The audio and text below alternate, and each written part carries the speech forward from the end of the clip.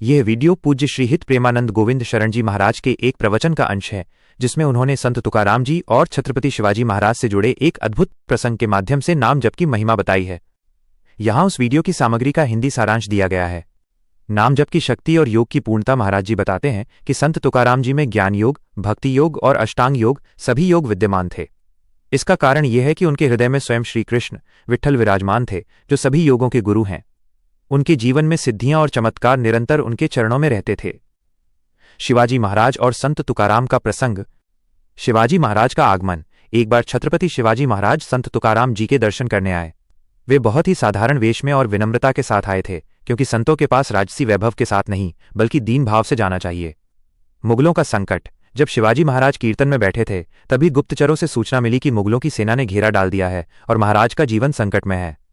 शिवाजी महाराज अकेले थे और उनके पास उस समय कोई सैन्य बल नहीं था। संत की आज्ञा। जब शिवाजी महाराज को सेना के आने की सूचना दी गई और उनसे सुरक्षित स्थान पर चलने को कहा गया, तब तुकाराम जी ने उन्हें वहीं बैठे रहने का आदेश दिया। वे एक सिद्ध संत थे और सब जानते थे। चमत्कार। मुगल सैनिक मंदिर के भीतर तक आए और शिवाजी महाराज को हर जगह ढूंढा, लेकिन उन्हें वहां केवल कीर्तन करते हुए तुकाराम जी ही दिखाई दिए। सामने बैठे होने के बावजूद मुगल सैनिकों को शिवाजी महाराज दिखाई ही नहीं दिए और वे ये सोचकर वापस लौट गए कि उनकी सूचना गलत थी। निष्कर्ष महाराज जी कहते हैं कि संत तुकाराम जी के पास कौन सी सिद्धि नहीं थी। उनके चरणों के प्रभाव से वहां की भूमि भी विट्ठल विट्ठल बोलने लगती थी।